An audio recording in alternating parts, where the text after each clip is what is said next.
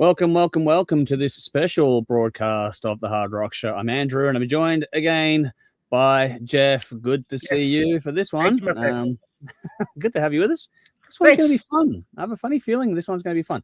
What we're doing tonight is you'll see the title of that. This is called Main Stage, a Carnival of Karnivool is what we're doing here. So we're going to go through... Not bad, eh? I was quite happy with that one. Very easy, that one. Very easy. That one wrote itself. But yeah, anyway, this is basically, we're going to go once a month. We're going to start at the end of the month going through a band's discography and basically ranking the albums into a tier system. And then we'll go through and at the end of it, in this case, there's 5 to go through, so it's easy. But if there's a larger discography, we'll do our top 5 at the end of it, and we'll also compare this against the audience top 5 and get your comments as we go through things as always, and just have a bit of fun with it. So tonight we are obviously going to be doing this all dedicated to Karnivool, the Aussie band out of WA. So that is what we're dedicating this one to tonight. Got a couple of people here already, which is nice. So Michael's here. Hey guys, good to see you. Suma left, so not the 2 Michaels in a row, which is good. And Dale is here too. Good to see you as well. Thanks for jumping in. Yeah, something new, something fun, something we thought we'd try and do. And this was all kicked off by an audience member suggestion a little while back, and we just figured we'd actually spin this off into a regular event because we can. Why not? I know. It's great.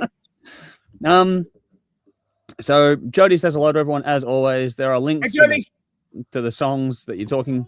She's in the background going hello. I heard it. Yeah. Nice. And then...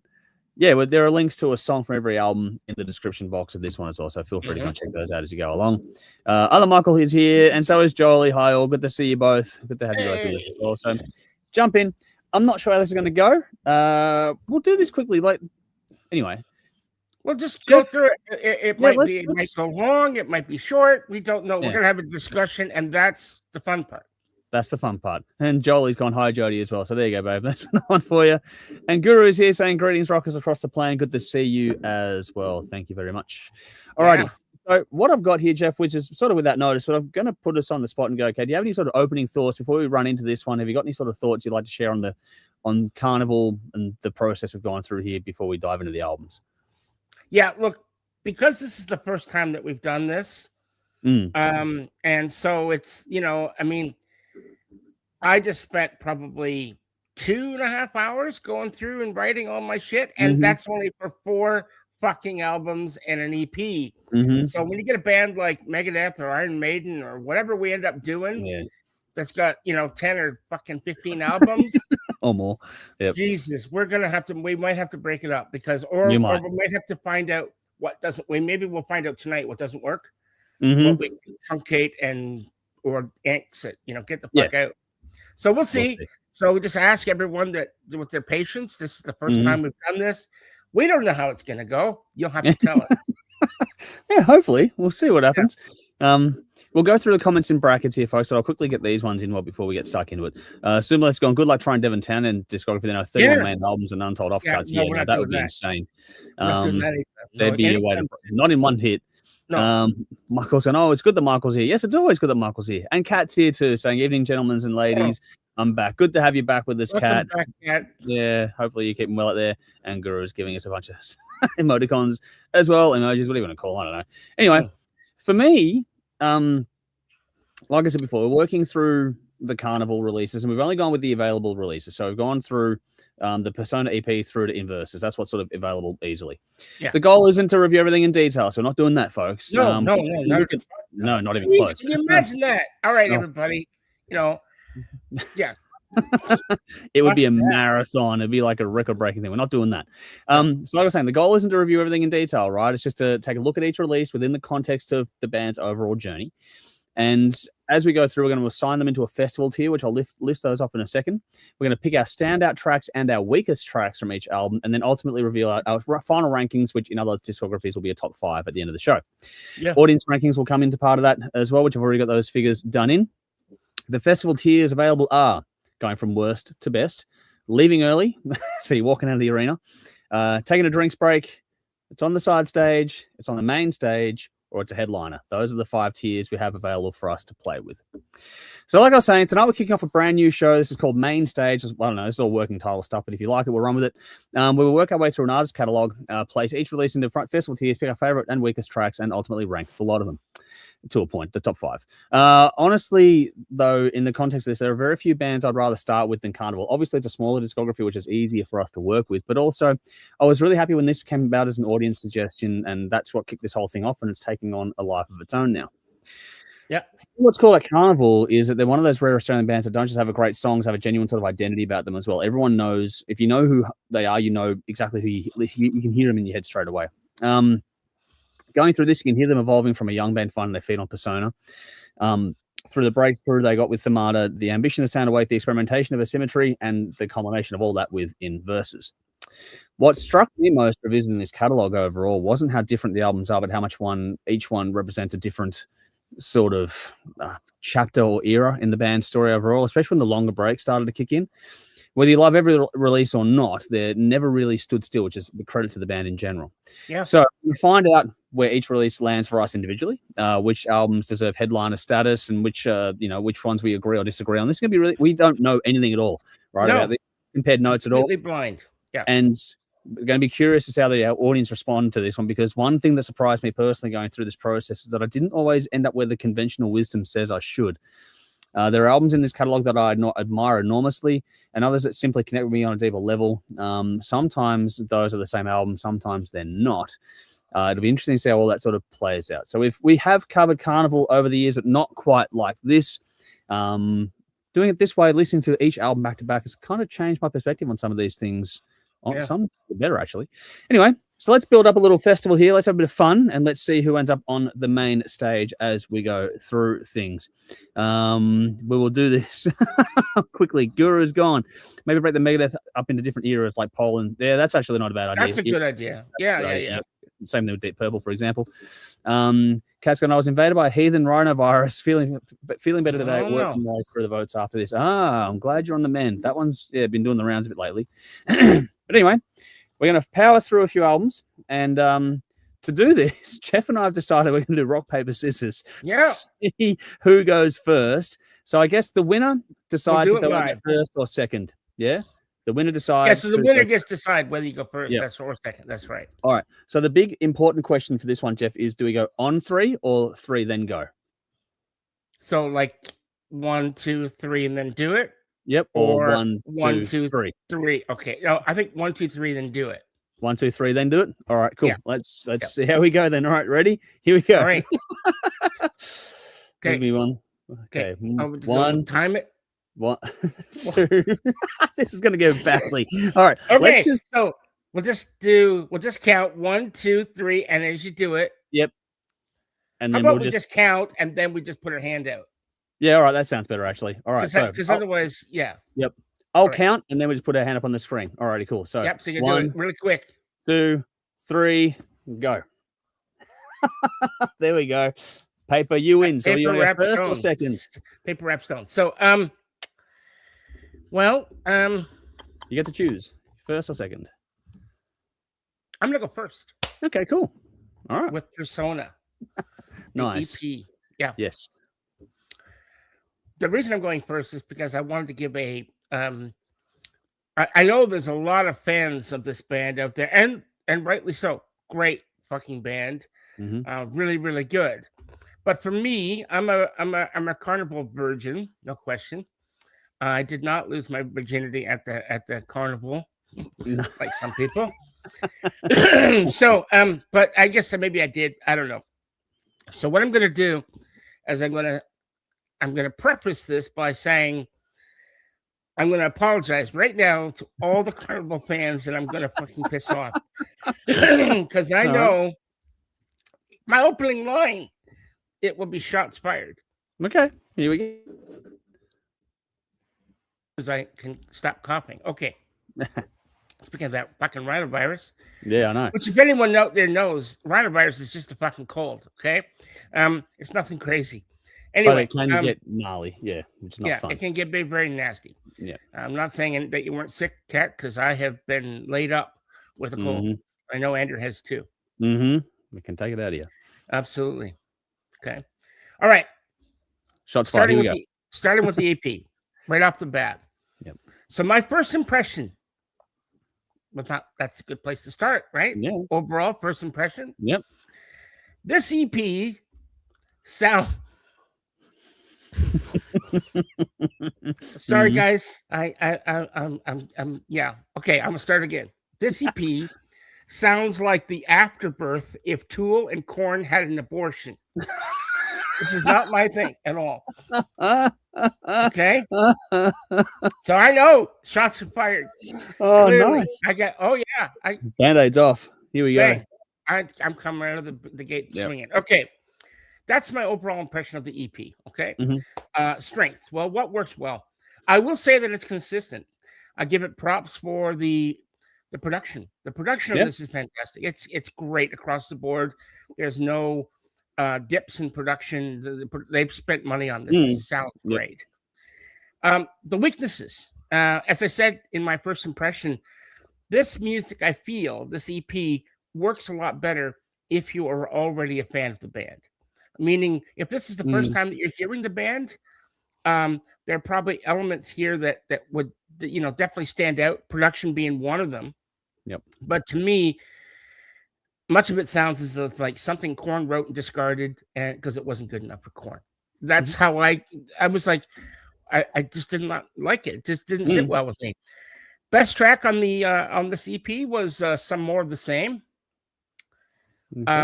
Weakest track. For me, it was Fade, the opening track. Oh, wow. The vocals here turned me off immediately. I didn't like the sound, the melody, the lyrics. It's interesting to note that for me, this was for the band, I should say, this was the first sound that they wanted, the first impression that they wanted to make, right? Was the very first song.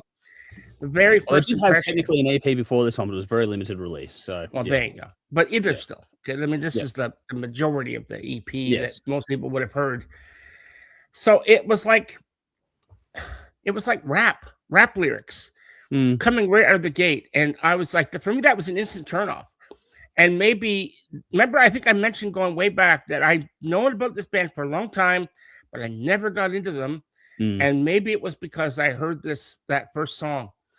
Fade. I don't know. It's quite entirely possible. I have no memory of that. No idea. As Mike Mills says, I have little to no memory of this memory. I have no idea. So, look, it's one of those things that it turned me off right away, and maybe it flavored my entire review of the EP. Okay, it probably did. As I listened to it, I just went, nah. Not for me. So for me, this tier is I'm leaving early. This sits. This is sitting fourth. It's I'm going to say it's tied for another one. A little bit of foreshadowing. Now, all right. So that's me. And so am I just going to go through everything, and then you're going to go through your side? No. We'll go album to album. Album. Okay. All right. So then you're up. I'm done. That's it. All right, Persona is over. All righty. So my first impression of this one was we're going to go in wildly different directions at the start here, man, because it was better than I remembered it being. Actually, I have listened to it before. It was actually I noticed the production like you did. Definitely, that was much stronger than I expected, to be honest.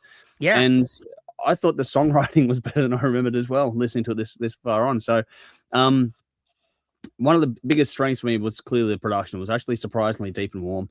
I thought the foundation songwriting wise were strong in this one. I like the organic drums and the way they contrasted against the processed guitar sound as well.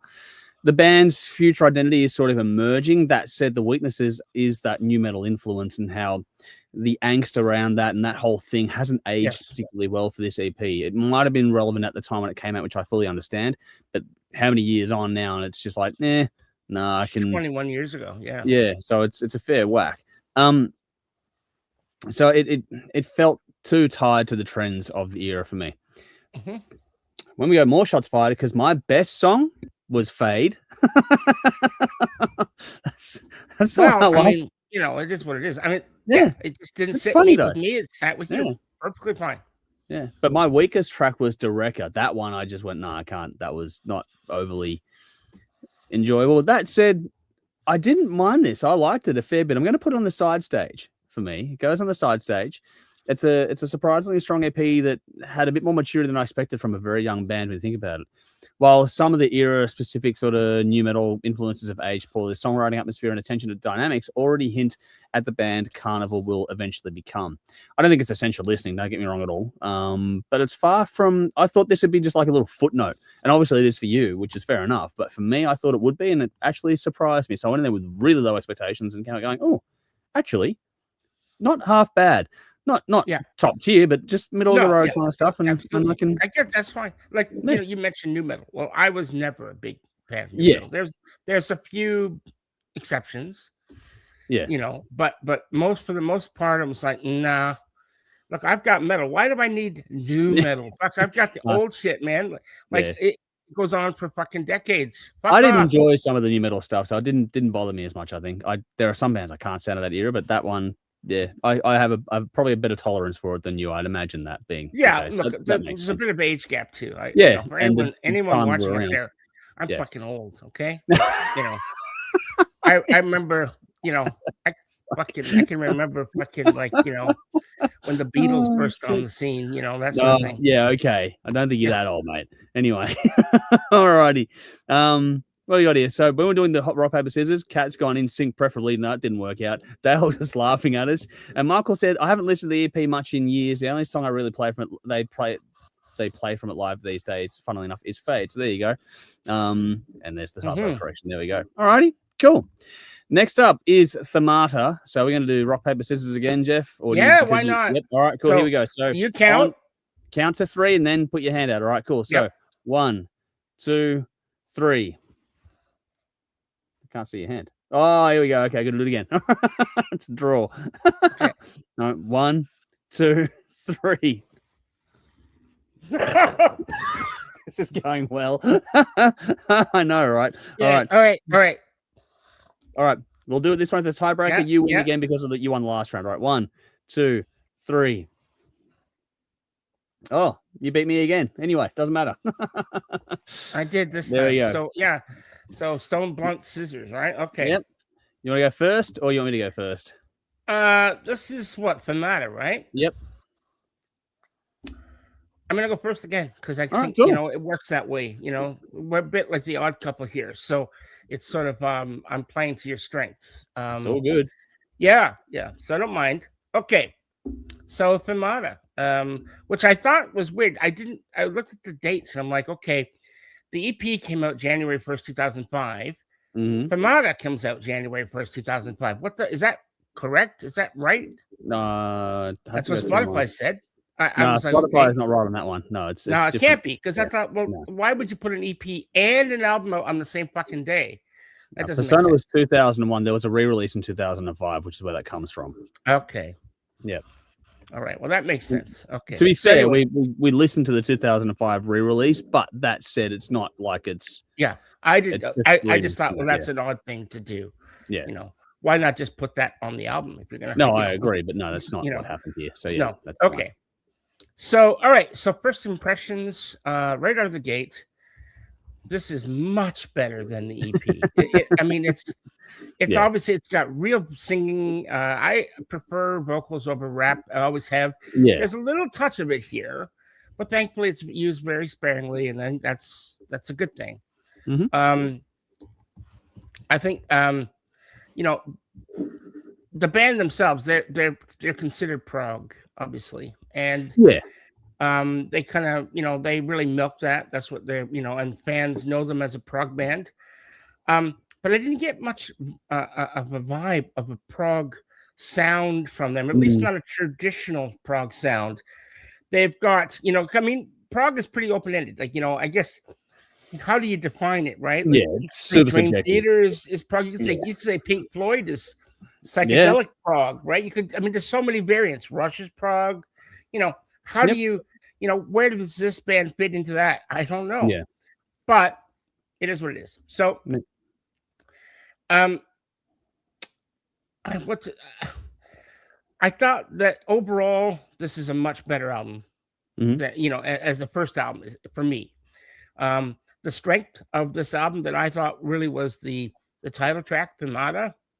It pulls you in, keeps you there. And I think that each track that follows that brings something else to the party. For me, the weaknesses, this is a pretty solid album overall, pretty strong. And while I said it before, it's really not my brand of prog, if that makes sense.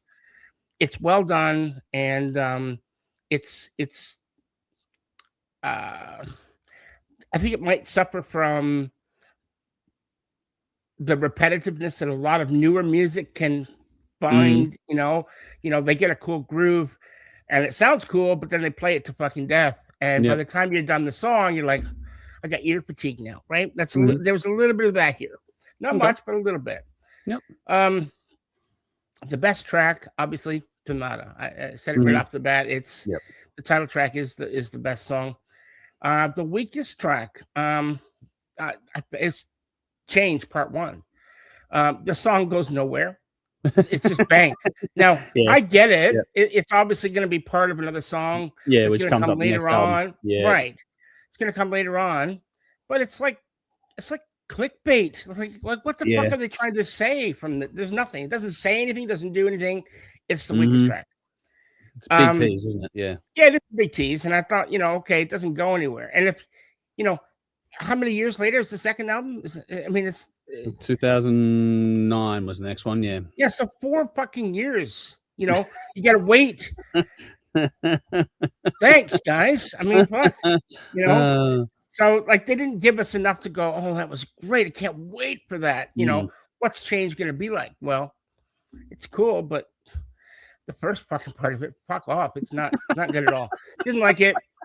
Doesn't affect my overall enjoyment of the album because thankfully it was the last thing on the album, and so it just kind of fades out. Look, as a tier, I put this side stage. It's pretty good. Okay.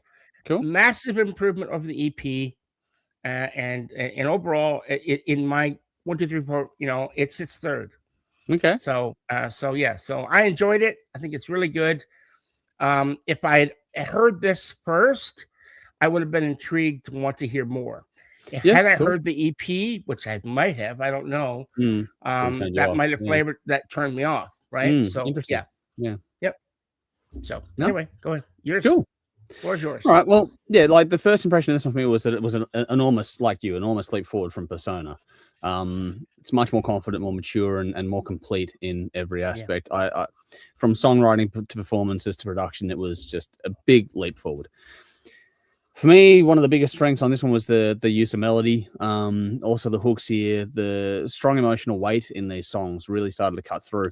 The groove element, which you mentioned, but I actually think it adds another layer to the band's sound, while the pacing, dynamics, and the variety keep the album engaging throughout the listen too. The band sounds confident, fully formed now. They don't sound like they're chasing a trend, which is nice. For me, in terms of weaknesses, when you're looking for them, there are a few. There aren't many. Like Omitted for Clarity feels unnecessary before Change Part 1 and interrupts the flow. I didn't really see the need for 20 plus seconds of silence there. You could argue Change Part 1 is a weak spot for me too, because it does just build up to something and then it just stops, and I'm like, oh, okay. And I'm not really a huge fan of that on albums in general. I understand why they did it, but at the same time, it's not really the strongest moment. Best track on this one for me is Coat. I love that one. My weakest track is Omitted for Clarity. I'm cheating because it's a track of silence, so it's clearly the weakest track on here. Tier wise, this is where it's going to get interesting because I'm putting this straight in the headliner. I fucking love this album. I adore it, and it's going to be interesting to see. I reckon you might follow the slightly more traditional path when it comes to this band. Mine's going to deviate, so we're going to be very interesting to see how this goes. Sure. This felt like an album where Carnival became Carnival, and the songwriting was confident. The performances were effortless. The balance between the heaviness, the melody, the atmosphere, it was all outstanding to me.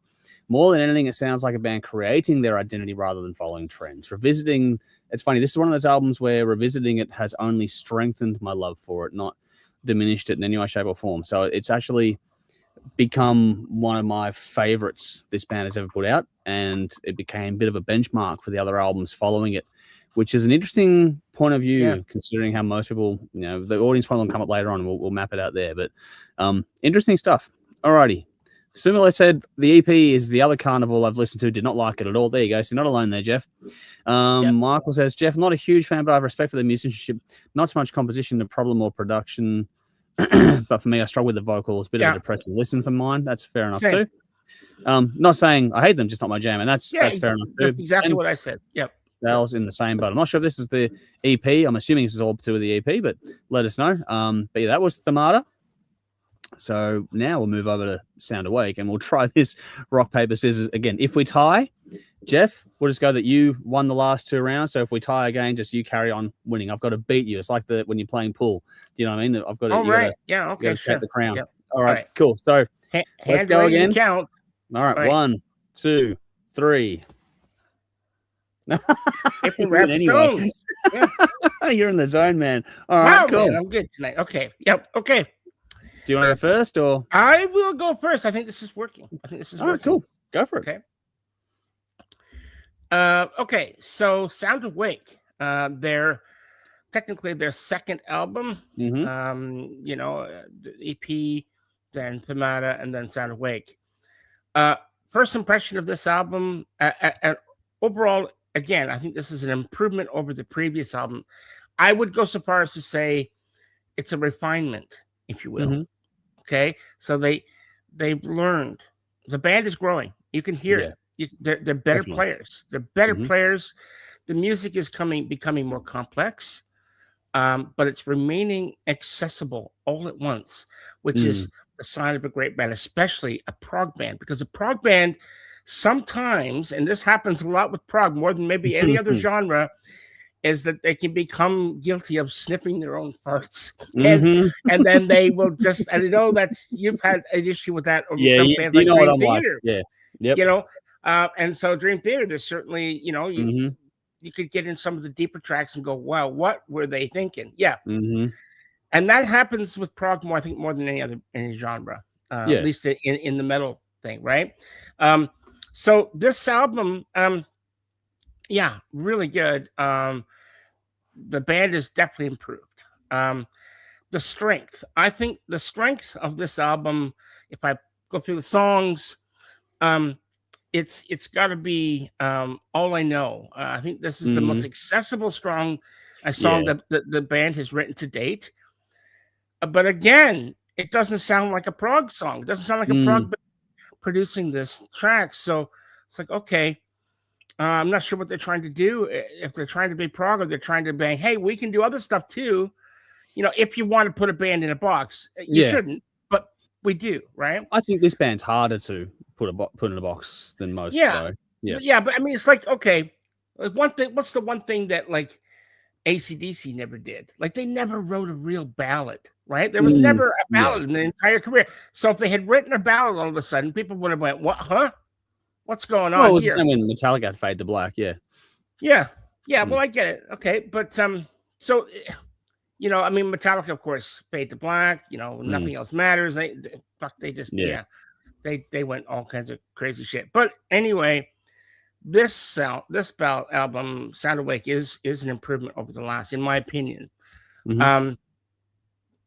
I think for me, the weaknesses here, when I looked at the criteria, I'm like, I was actually struggling to find good of this album. I found that they were becoming harder and harder to find. They are here, but it's more of a nitpick, right? Once again, the best track, I think it's All I Know, and for every reason I've said, up to now. The weakest track, I had to pick a song, and it was, for me, The Medicine Wears Off. I think if this song had not been on the album, I certainly wouldn't have fucking missed it. It doesn't bring anything to the party, doesn't go anywhere, doesn't do anything. It's just it's just a filler. It really is a filler song. And so but I had to pick something, right? So that's what it is. I hope no one up there loves that song, because I just shat all over it. But we're not done with this album yet. We're not done yet, so we're gonna find out. So, but anyway, the tier, I'm putting this main stage. This is a very good album. And I, by far, if listening in order, this is by far my favorite so far. So I'm putting the second overall. Nice. Okay. Cool. Okay. Yep. All right. Interesting. Now, for me, the first impression on this one was immediately it feels heavier when you put this on. Yeah, just making sure. Yeah. It's more urgent. It's more ambitious than Themata was. The band are clearly pushing themselves artistically more, and they're expanding their songwriting scope, which I thought was a really cool thing when you start to put this album on in your first impression of it. Right from the start, like it just felt heavier. Yeah. In terms of strengths, there's plenty. It's got outstanding songwriting. It's got a stronger lyrical depth to it now. They've developed their storytelling further. The band have fully embraced their identity now too, while adding greater technical sophistication as they go through things. Individual tracks reach exceptional heights on this album. Sapphire the Hive, All I Know, New Day, and Illumin are among the strongest material in the band's catalog overall for mine, which is a big statement. On the flip side, though, for me, there were some weaknesses. This album can feel, for me, overly dense, and its length became noticeable to me. The cumulative sort of emotional weight and back-to-back epic tracks on the last two tracks of the album as well, so to make it feel less effortless than Themata was for me to go through.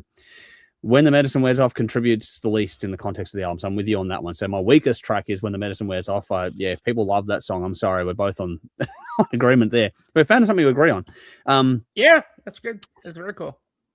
All I Know could have been my standout song, and in some respects it might be the better song, but I've picked Set Fire to the Hive because it's my personal favorite on here. It's been the song that has stayed with me since I first heard it. It's one of those songs that when I think of Carnival, I think of that song. So that's my best track on this album for me. Like you, agreeance, main stage. That's where it belongs. So I completely agree with that. And just finally, this one, it's an undeniably ambitious and accomplished album that sort of sees Carnival growing in every direction possible.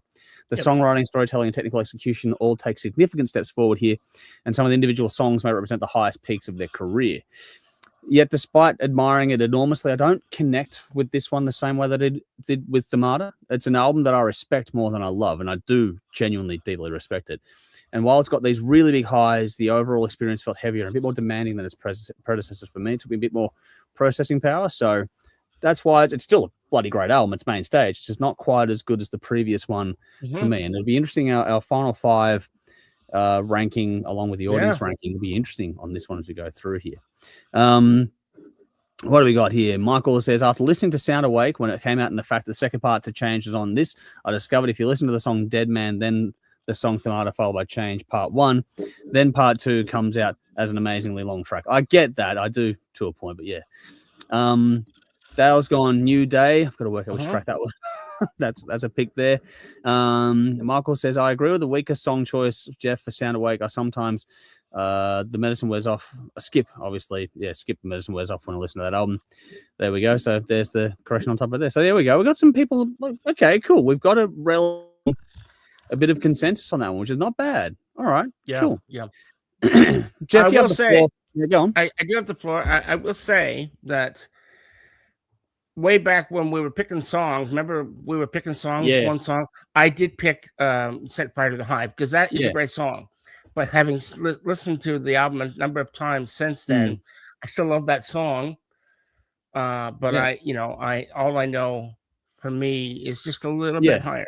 Yeah. Oh, that hook and that emotive, like the depth of that song is undeniable. Like I was actually really torn on which way to pick. I almost picked All I Know as well. So it wasn't. It's not. It's a 1 and 2 thing, not a 1 and then the rest. It was very much a close fight for me as well. So I do love that song to bits. One of my favorites from that band ever. Yeah. As well. All right. We're moving. Got 2 to go, which means Asymmetry is up next. And Jeff, we're not going to do another round of rock, paper, scissors. You can just decide. Do you want to go first or do you want me to go first? Which way do you want to play it? Why break a streak? I'll go first. Keep going. I'll go first.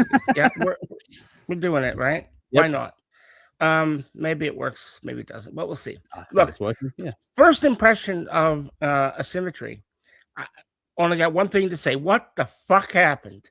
Because this album to me Yeah. It was just a collection of fucking pointless songs. I'm like, I'm going, I don't get it. Like, seriously, like everything that has led up to this point, and then it was like up a cliff.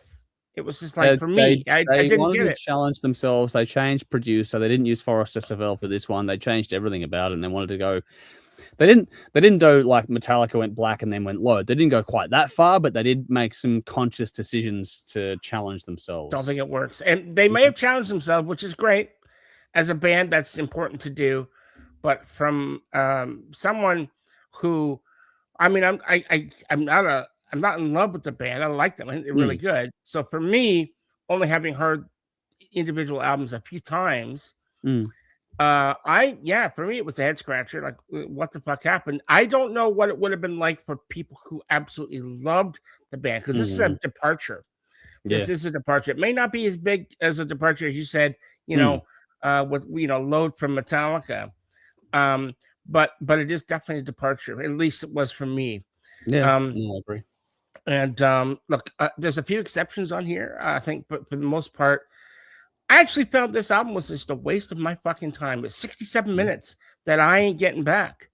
And I'm like, what the fuck, guys? Seriously. Yeah. When you compare that to the brilliance of the previous album, Sound Awake, I feel like it was robbed. And I feel like the album was like a more of an afterthought. It was almost like, for me, it was like, okay, we've got all these extra songs that we wrote that didn't fit on the previous albums. Let's just stick them on an album and go, here you go, guys. But then I look at the number of years. Like, what took you fucking 4 years to come up? Come on. Something not right. I don't know what's going on, but the band, for me, has definitely jumped the shark on this one. Fair point. Strength. Eidolon. Okay, I like the song Eidolon. I think it's good. This song to me is worth the price of the admission. But again, it's a song that doesn't pull on the strengths that they had been so desperately trying to build with this prog, influences. Eidolon is not a prog release. You could say, well, it's on a prog album, yes, but you could release this and nobody would ever guess that it's a prog song. Yeah, seriously. So clearly, they're trying to reach an audience that maybe is not into prog and would not normally listen to an album like this. So in other words, if that's the case, they're not really sticking to their guns, right? I mean, a lot of bands, I mean, you could say Metallica did that, but they did it pretty late in their career, as far as, years goes. I mean, a number of albums. This is album 3. Yeah.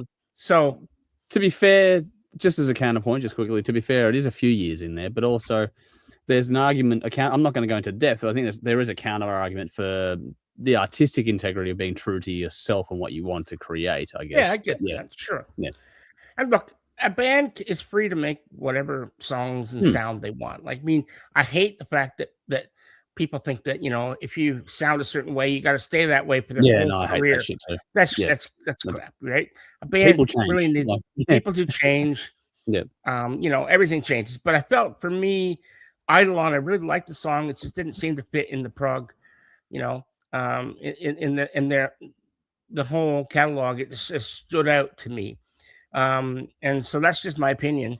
The weaknesses, this album in its entirety is the weakest album in their catalog, without a doubt. In my opinion, okay? As I said, to me, every song to me feels like a waste of time. And actually, I was angry and relieved by the time it was done. I was like, fuck, thanks. I'm so happy that it's fucking over with, because I'm just like, now I can move on to, the next album. For me, best track, once again, Eidolon. It's a standout track that delivers. As I said, even if it isn't delivering on the promise of the prog that the band has been selling since the EP. And this is the second album in a row that has had a song on it that is, in my opinion, the best song on the album that is not a traditional prog song, right? So All I Know and then Eidolon, 2 best songs on albums, and neither one of them are prog. So very strange. Weakest track, all of them except Eidolon. Fair enough. this was crap. I did not like this at all. So, you know, an album doesn't define a band unless that's your only album. That's Thankfully, true. Yeah. They've got other things in the can, and so that's a good thing, right? So if this had been their only album, I probably would have said, okay, guys, I'm moving on. But yeah, it is what it is. So Tear, I'm leaving early. This is right up there with the EP. How is that for fucking symmetry? There's symmetry for you. Yeah. Shit. You know. So all right, cool. Anything else? No, I'm done. Now you're done. All right. I pissed off enough people tonight. Yeah. Oh, we'll soon find out. Look, to me, it's like I said, it's funny. I think you're going to mirror a fair bit of the audience voting overall, but for me, this one immediately feels different. You can pick up on it straight away. It's still Carnival, don't get me wrong, but it's more of a sidestep than any sort of progression forward from sound to weight. They've just gone, here's our career, and they've been building, like you said, and then they just went sideways for whatever. I'm not sure. Why? But anyway, they did it. The strengths in this one, I did actually, even though they changed producer, I thought that production with the attention to detail that was brought was actually a good, good thing they did on this album. It was like the strength of the album. It was like it takes time. This album, it's not like a quick listen and you're done. It's a fascinating sort of cerebral and engaging listen to me. There are some stripped back organic approaches to this one too that creates a unique atmosphere that rewards you on, you know, if you give it attention and repeated listens. But it's not a one pass album. This is nowhere near it, and that can be a weakness for this one too, because it won't drag you in at all. On top of that, it lacks, you know, the emotional highs and the memorable peaks of the previous albums. The opening sequence delays the album's momentum really unnecessarily for me as well, and some of the interludes feel less essential than you get on other releases anywhere in the music world, to be honest. So for that, my weakest track was Om, the opening track. I'm like, I don't know why it was there for that long, considering the two tracks afterwards sort of build and like it didn't need to be there that way. But my best track is the same as you, Eidolon. I love that one. I thought that was a really good track on this album. It is. I'm going to put this one side stage like I did the EP. I don't hate it, but if you wanted to watch this, like the thought of like part of my way of tearing this out was like I asked myself, okay, if you were going to watch the band play the entire album live, which one would excite you the most or the least? And this one, while not bad, doesn't excite me a hell of a lot. Yeah. So it's an intriguing and bold departure from, you know, that prioritizes atmosphere. I think they went for that. It also, you know, puts more texture and exploration in there over hooks and emotive impact for me personally. It never reaches the heights of Themata or Sound Awake. It succeeds on its own terms and remains an interesting listen. Genuinely, I do mean that. It's more of a landscape than a mountain range, and I like the mountain ranges more than the landscape, so that makes sense. This is an album I admire for its ambition and individuality, even if it doesn't fully connect with me on an individual or deeper level than that. So it's worth listening to. It's not essential listening. It's a good insight in what they were doing at that time. But then to know what you know later on, to think that they would do this one and then wait 13 years to release another album afterward is kind of like, whoa, that's kind of okay. Maybe they had to do some really soul reflection, because I think something had to happen. Because 13 years is a long fucking time. And maybe the reception that I would be interested to see how well that album sold. Maybe it was I haven't checked on those things. I didn't do all the deep dives on the data, and that I just went, okay, this is just how I connect with these albums, and did it that way. So. Absolutely. So I don't know. It would be interesting. I can't imagine it selling a lot because it's just not good. You know, I don't know. But fair enough. You know, to each their own. Yep. Well, I said before, Michael said sometimes skip, and then because it was the mid-chat there, Soomless gone sometimes skip a word, so poking fun at Michael there too. I made a bit of fun there. Dale says, hit a brick wall on that one for me, which is, I think a few people will experience the same feeling there. Michael says, I don't often listen to Asymmetry anymore, just maybe the occasional listen to the singles from it, so there we go. Other Michael says, Asymmetry like we are gives me Peter Gabriel vibes, Eons like title track, find that one hard to do. There we go. So it's a few people struggling with this one, which is interesting when you go through other comments here. Here, same thing. My only favorite track off Yosemite would possibly be We Are. So that's more of that one too. And so let's go on. JB Hi-Fi Sound Awake on CD for $16, by the way. Picked it up a while back, but haven't had a chance to listen to it yet. Glad it's the great one. Glad it's the other great one. So there you go. Yeah. Don't worry, we got one more to go. So we'll see if it's the final great one or is there another one to come? Because Inverses is next, the 2026 album. And Jeff, the floor is yours. Okay, first impression. Right off the bat, the band has gotten back to writing powerful music. I felt that this album is more killer and less filler right off the bat. So that's just my, my personal opinion. Maybe I'm alone in that. Clearly I'm not. I don't think you are, but at least going back, I don't know what people think of this album. But the other stuff just wasn't up to snuff. This, however, is a fantastic album. For me, this was the first Carnival album that I listened to in its entirety, right? So I was wondering when I was writing this, how much of that is actually affecting my overall score of the album, because we all know that people tend to, like recency bias and that, absolutely, and so it just comes down to for me, well, I listened to get off topic a little bit, Blizzard of Oz and Diver Madman. I listened to them. But the very first Aussie album that I actually went out and bought, paid for with my own money, was Bark at the Moon. Okay. And to this day, it's still my favorite. So that's I'm thinking. That's what I'm saying. It does something. Your commitment to entry is a big deal. Correct. Yeah. Or if you're invested in it. Like, for instance, it wasn't my first album hearing it, but it was the one that I actually spent money on. Yeah. So that affects it as well. But getting back on topic of Carnival, I actually felt that Inverses was an exceptional overall album. Every song feels like it has a place on the album, which is not the case. The last album, it felt like every song does not deserve to be here. So it's completely other side of the coin. For me, the strength of this album, there was a lot. But I had to pick one. I picked Drone.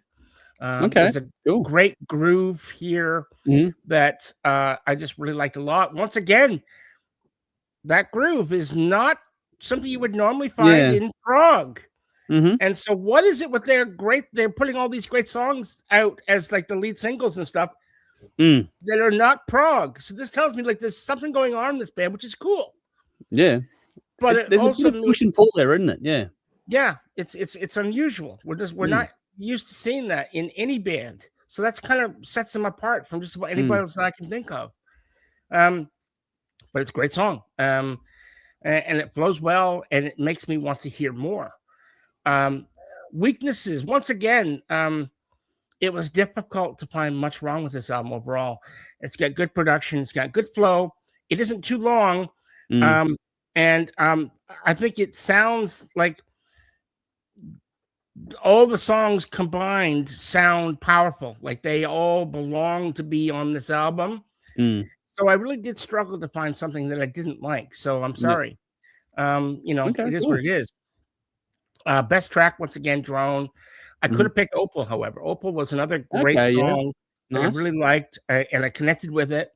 But when you pick those two side by side, for me, I went Drone, but just by a smidge. Yeah. And weakest track here, once again, I had to pick something. Remote Self-Control. It's not a bad song, but it felt a little bit weak compared to the rest. Yep. And so so for me, overall, this tier, this is a headliner. This is first. This is going right to the top. And like I said, I wonder how much of that has to do with the fact that this is the first album that I've heard from them, like in its entirety. Yeah. I don't know, probably something, but it doesn't matter. It's a great album, and I really like it. And I would definitely be, listening to these guys. If I want to listen to them, I'll probably be grabbing this album first before I listen to anything else from the catalog. This or probably, Sound Awake. Yep. So yeah, cool. I'm done. No, awesome. No, we got some crossover thoughts on this one, which is cool. Now, your first impression of this album is that immediately it just feels huge. Like it's deep, it's confident. The return of the warmth and space and dynamic contrast is obvious from the opening moment. So getting Forrester Savell back in has made this band back into what you sort of expect from this band. Not in a they're giving you exactly what you want, because they don't on this album, I don't think, but they are playing back to their strengths and firing on all cylinders. Just for the record, this is not my first time going through this band's discography. I've done it before with a special we did years ago at Whole Lotta Love. I didn't have, obviously, this album to go through then, but we have listened to this album earlier this year. Now, so I don't have the same impact in that regard because I liked the stuff before. This album, though, in particular, has flow. Like the flow on this is exceptional. There's emotional weight. There's memorable songwriting. This balances, progressive complexity with accessibility nicely, while combining the strengths of every previous Carnival era into this album. I think it's got outstanding atmosphere, vocal harmonies, dynamics, and storytelling throughout. Very few obvious weaknesses. I struggled to find them. Remote self-control, if you have to pick something, contributes the least to the album for me. Yeah, but it's nothing here that I actively dislike. I think it's fantastic. And so, for me, the same weakest track as you is Remote Self-Control, just because, not because it's a bad song, but in terms of what does each song bring to the album, that one brings the least. Exactly. I had to pick something. Yeah, that's it. It's hard. When you're picking because you have to, not because you want to, it kind of says something about it. My favorite on this one was Aozora. Now, that's been my favorite song since I heard it. It's one of my songs of the year so far this year, and I think that's just a monster of a track, and I just love everything about it. For me, like you, because you can put more than one into the same category, I'm putting this as a headliner as well. I think this is a stunning release for me, especially after 13 years. It's like, wow, okay. They, sometimes the wait is worth it, and this is one of those cases.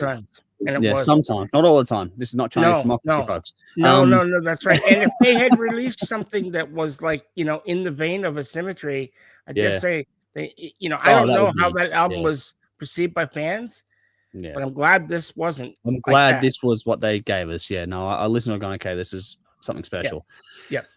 This feels like, to me, the culmination of everything Carnival has learned over the course of their career. It retains the ambition to sound awake, the atmosphere of Asymmetry, and the emotional connection and flow that makes Themata so compelling for me personally. More than any other release in their catalog, it balances complexity with accessibility, like I was saying before, and delivers genuine emotional impact. There's some tracks on this one where just moves me, which is and moves me the most of any of the songs I have on the catalog. Revisiting the entire set of albums has only sort of reinforced my view that this may be their strongest work. Now, I know that's not the majority opinion, but it is my opinion. And I think it's the album that also best represents what Carnival have become. If they finished here, it's a very strong finale kind of thing. I don't want them to, and I don't think they are, but, if they were to, because it took 13 years last time, this would be a really bang on sort of way to wrap it up for me. Indeed. Yeah. So we'll do some final rankings and the audience stuff in a second. We've got some comments before we do that, but that's the albums, folks. That's where we are. Michael says, hearing some of the songs from Inverse's live for many years before the album was even announced, there were some songs I'd already fallen in love with before the release. Hearing them recorded, before hearing them recorded, sorry. Well, it's interesting to note that this album actually contains that song, All It Takes, which we heard, a couple albums back. And, I mean, clearly the band must like that song to remaster it and put a new coat of paint on it and stick it on their album. And that's the thing about it too, is that even though the rest of the album is quote unquote new, the songs from years ago fit perfectly. That's why it sort of anchors to me my point about it being the culmination of all they've done. So it's a good point you brought up there, Jeff. For mine, it triggered me going, okay, that works too. I just had to scroll down here because there was a follow-up to that comment. So he's gone, hearing them recorded, though, took them to another level. Animation and Reanimation were just two of the songs I knew long before this album came out. Reanimation is my favorite track off of this album. There we go. That's from Michael. Sumile says, I loved Inverses. My first time hearing Carnival. Bought a ticket to see them live based on just this album. Kind of regretting that a little bit, but it's a great album. I don't think you will. I think live will be a different beast, and I think they'll be very, very good. It's interesting. Him and I, this is our first jumping in point. Yeah. And we both love it. Yeah. Which is cool. That's kind of the point, right? Find something and have a go. Michael's gone Inverses. Drone is a great track. I get big Peter Gabriel vibes again, but I was grateful for all it takes. It woke me up again as I found a few tracks boring. Opal working better for me as a slower track. Okay, there we go. Yeah. So there we go. It's not like it's a perfect album for some people, which is fine. Here we go. Dale's gone Sound Awake, number 1. Okay, well, we'll take that for you. We'll go through ours. That's actually a good segue. We'll go through our rankings here, and then I've got the audience ranking as well. So, Jeff, here we go. Our final rankings. So 5 through 1. I guess there's a part of it's the race to the bottom and a part that's a fight to the top. But how'd you go? Yeah. So obviously from 5 to 1. So Persona and Asymmetry completely tied, right? And so I guess I don't know how that works. And can you have a tie? Well, yeah. I guess once. Yeah. Look, if I had to pick between the two, Asymmetry would definitely be 5. Persona, as much as I didn't like it, I put it above Asymmetry because Asymmetry was just like seriously, I was just like, what the fuck? It doesn't even sound like a good album to me. Whereas Persona was just an EP. Okay, it's not for me, but there's good stuff here. It was, like I said, very consistent, all that stuff. So production was great. So then what did I put? So that's so then 4. So then third is it was the first album. The first full album, Themata was third. And then second is Sound Awake, and then of course the first is Inverses. Yep. Yeah, no, it's I just realized I made a fucking mistake on my notes here, so I'll have to fucking shift things around because that's not what I wanted it to be. I'm fixing this one now, though. That's fine. That's okay. It's it was actually a quick, easy fix. It's fine. This is a bit trickier because for me, I put Persona at number 5 just because it was an EP. It was what they started out at, and it was a bit sort of okay, cool. I didn't really think they knew who they were. I put Asymmetry number 4 because while it's not my favorite album, the band were at least comfortable in their skin enough to try and do something that they wanted to do for themselves. And while it didn't resonate with me as much as the other albums, it was still solid enough.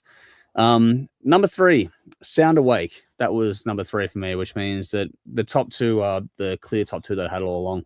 Themata, that was the one that stayed with me from the beginning. That was their breakthrough for them, but it was not only a breakthrough for me, but a staying power album for me as well. It nearly takes out the top spot. But number 1 is Inverses. I can't go past it. I think that they've just gotten better and better as the years have gone on. In that context, they finished on a high at this point in their career. Yeah.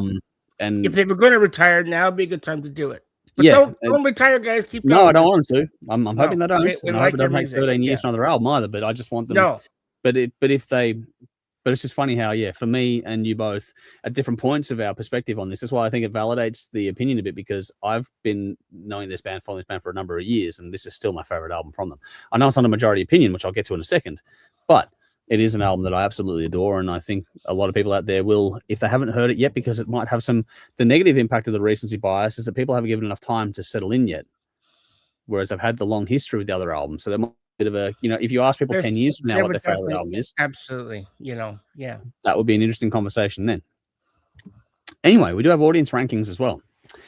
So again, it's pretty consistent across the board. Persona and Asymmetry are the ones hanging around at the bottom there. Number 5 was Persona, number 4 was Asymmetry, same as me, but only one step away from being reversed for you, Jeff. So that's pretty, it's a consensus opinion there.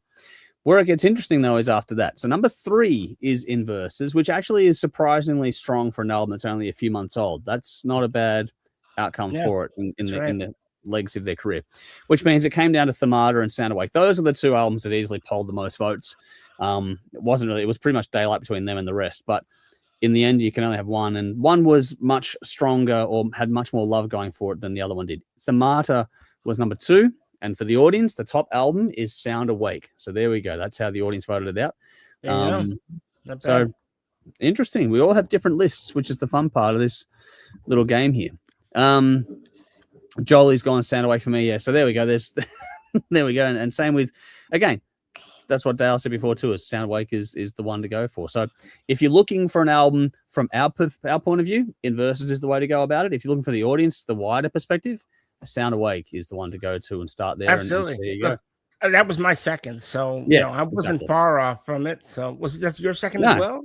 No, my third. So it's still, I just couldn't get past Themata. That was just something for me. There was something about that album that spoke to me as an individual, and that was where you and I started to absolutely split off, which is cool. It's interesting. It's a great album, no question about it. Yep. Well, we're nearly at the end. Do you have any final thoughts on this one, Jeff? Look, I think the format worked. It worked.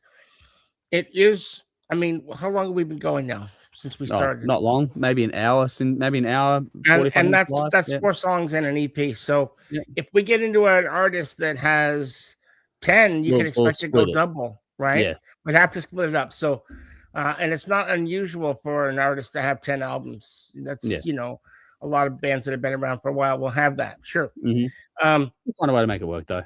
So we'll have to make it work. I like it. I think this is really cool. Yeah.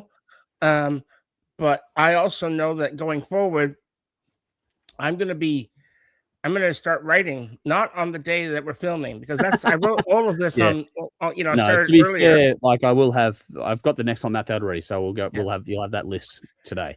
So correct. You'll have a month to prep for that. I'm looking forward to that. Yep.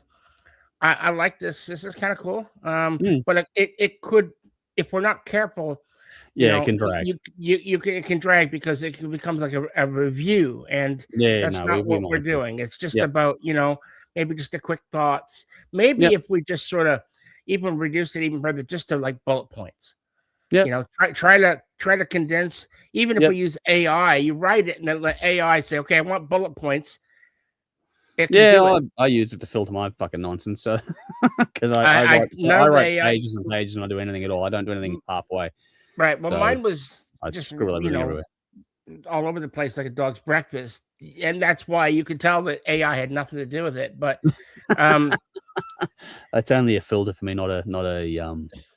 It should never be a replacement. But it certainly is something that you can use to assist. I absolutely agree with that. What I'm guilty of is how I double up on saying the same thing a lot, because I find a focus point and I hone in on it deeply, and I don't need to go that deep. So I use it to sort of cull what doesn't need to be said 10 times. That's good. That's good. If you're writing for a magazine or something, you can't. You have to do it like that. You have. So, absolutely. Yep. Self-critiquing. I'm self-aware enough to know what I'm good at, what I'm not good at. So I'm not the best editor. I'm very creative, but not the best editor. That's my I trust me. I look editing my own writing that I do, like novel, and it's hard. Yeah. Yes, it is. It is. Yeah. Because you're like, well, maybe I should just keep that, and then you look at something, and once again, it's the same thing, so it's not good. Yeah. Yeah. You need to spend the money. Right. Well, for me, no, I enjoyed this. It was fun. A good little process to go through. I'm looking forward to doing more of it.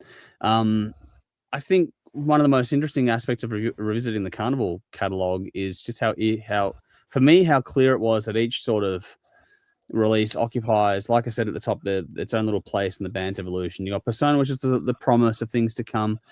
You've got Themata, which for me was the breakthrough album. That was the one that sort of it hooked me and it made me a fan of the band. Sound Awake is expanding on that, so it's the expansion album. Then you got Asymmetry, which is clearly the experiment. I don't think there's any doubt about that at all. But then for me personally, and I think for you, Jeff, that you get Inverses, which becomes the culmination of all that body of work beforehand, all those decades that have gone into it. You get this culmination, a beautiful piece of work, and I think that's a perfect way to sort of to tie it off there. I think whether we agree on the final order or the placement of the tiers, all that sort of stuff, each release contributes something unique to the story of one of Australia's most important modern bands, I would say, in some respects. They really have carved out a very special niche for themselves, and I look forward to seeing what they do next, and hopefully there's much more to come as well. Dale's gone, great stuff, everyone. Kat's gone, how many albums did Rush make, Jeff? Well, that'd be interesting. That'd be Yeah, a lot. It'd be a while. You know, I was thinking Asymmetry.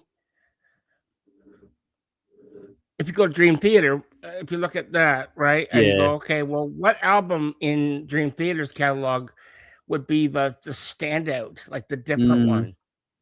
And I think a lot of people up there would agree with me, because then the follow-up was Scenes from a Memory. So the album that really was a standout in that regard was Falling into Infinity, and that came out in 97.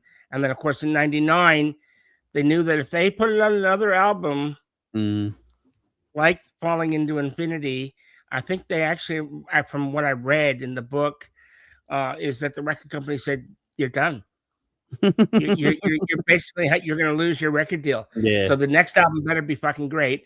And of course, it was. It was the Rush's version of 2112. That's it. And sometimes that fire, that crucible moment can really that's what the fun part about doing this as a process is, right? You find those moments, you know the history of a band, especially ones you know well, and you can know when it's building to. So that's where we'll get to those bands in the future. It'll be a bit of fun with it. I do look forward to those ones, actually.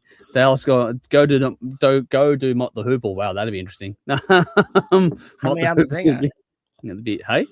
How many albums they got? Lots? I'm not sure, to be honest. I'm not a connoisseur of Mott the Hoople, but yeah, they're an interesting band nonetheless. And Michael's gone, AI, great tool to use, one of many tools. Yeah, there's a couple on the screen at the moment. Everything's a tool if you use it correctly. Don't make it, the replacement for anything you're doing, because that's just silly. No. But yeah, that's it. That's how we do it, folks. That is the end of the first edition of Main Stage, where we went through Carnival and had some fun. Next month, at the end of next month, we're going to go do a bit of a sideways, or more direct, I don't know which way I'm going to put it, but a bit of a focus on Phil Campbell. We're not Motorhead. We're going to focus on Phil Campbell and the Bastard Son. So we're going to do the 4 albums that band has done to date. We might or might not include the live album. I don't know yet, but we'll look at it. But those are the albums, or that's the band we're doing next month. And then after that, we'll do something on Megadeth. I don't know what yet, but we'll do something on Megadeth after that. So we do have the next sort of run mapped out, which is cool. Jolly's gone, sound away to me. Listen to it strongly for a first time. Listen to it constantly from 1 to 11. Jeff, what do we got? Sorry. Got to listen to a mystical story down a very dark hole. Listen to it with a non-judgment opinion and just went through it with the music. I noticed that with some songs I get emotional listening to it. Okay, cool. Quite a few catch up and down rhythms on the songs. Vocally didn't catch me on this. Just my opinion won't go back. Not my bag either. But musically great in a different way. But did like change too in Sound Awake, like the drums and guitar. With in verses liked Opal. I'm the same Jeff and Drone. But it is what it is. Yeah. So there we go. There's Jolie's hurried thoughts added into the mix at the end of it all there. Thank you. We agreed. We're on the same page for tonight. Yeah, absolutely. Yeah. But it's been fun, and we look forward to seeing what people say about this one as it goes out and does its thing online and whatever have you as well. But yeah, it's a bit of fun for us. We'll do Phil Campbell and Bastard Sons next, and you'll see us all on the usual stuff. So check us out on Thursdays, and if you're on Patreon, Tuesdays and Sundays as well. And we've got our TV stuff on Thursday nights and Saturday nights in Adelaide and Melbourne. So you all know the drill. Follow us, like, subscribe, all the usual crap, and just give us your thoughts. That's the most important thing.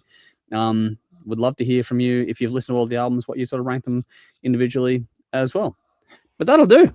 I think we're done, Jeff. Unless there's anything else you want to say there, or we've just no. We're done. A short stream is a good stream, that sort of thing. So compared to the 4 hours plus hours, no, we're not doing those anymore. We're not doing those. No, those were crazy. Yeah. Yep. Yeah. They're done. None of us have the energy for that anymore. So no. Not even close. We would start, guys, if you guys were just new to the show or you weren't watching it back then, we would start at 8 o'clock average on a Thursday. Mm-hmm.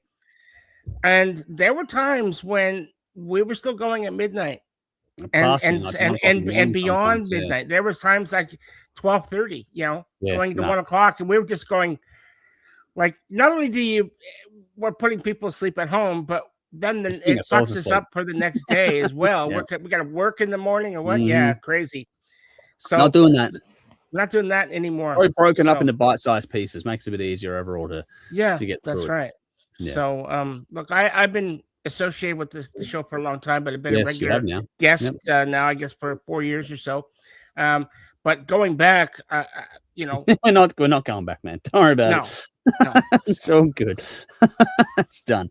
But no, we've had a lot of fun with this one. And yeah, we look forward to your company on the next time around. So big thank you, Jeff, for jumping in, giving this one a go, because something new is always a bit of a challenge, and I'm glad that it's been fun for both of us. So I'm looking forward to how the next one works. So yeah, it definitely worked. Yeah. So I'm looking forward to seeing how this goes, and we'll eventually there's things we can refine that I think we can already see those, but we'll work on that behind the scenes, and we'll trim up a bit and have some fun.